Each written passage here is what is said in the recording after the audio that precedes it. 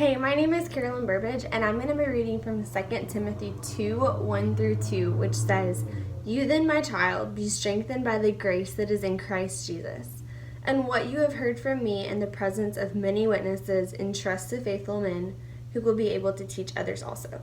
And I just want to highlight a few principles from these verses that really help us with our view of discipleship and give us some really clear guidance for how to make disciples.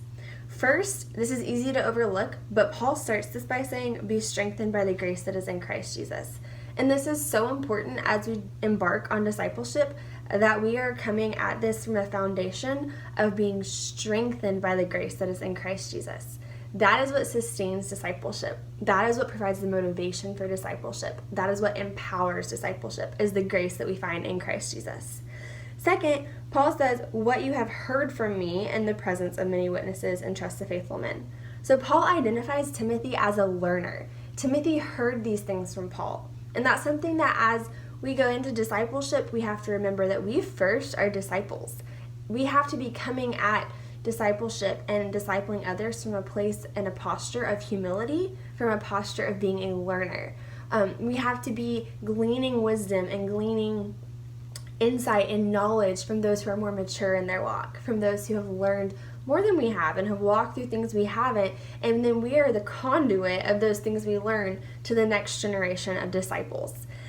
The next thing that I want to point out is that Paul says those things that you've learned, entrust to faithful men who will be able to teach others also. So the ESV uses the word entrust, and I love the connotation that carries. That this is not just some advice that's being passed on to the next generation, but this is something that carries weight, that carries value.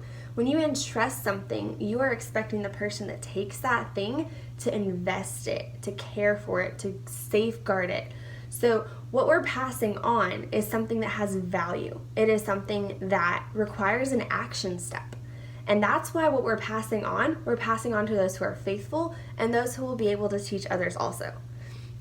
So with that, I think this gives us a really clear picture that discipleship is about modeling. So discipleship requires us first being disciples. We're modeling the disciple process. We're modeling what it is to be discipled, and then we're modeling what it is to take that and pass it on. And then discipleship is also about multiplication. So when we pass that on, we're not leaving it there. We're not passing it on to the next person and giving them this wisdom we've learned from somebody else and then leaving it. But we're entrusting it to them, and then we're walking with them through the process of them going on and making more disciples and sharing that and entrusting what they've been entrusted with to others. And it's that multiplication process that is what causes the gospel to grow and spread and disciples to be made across the world.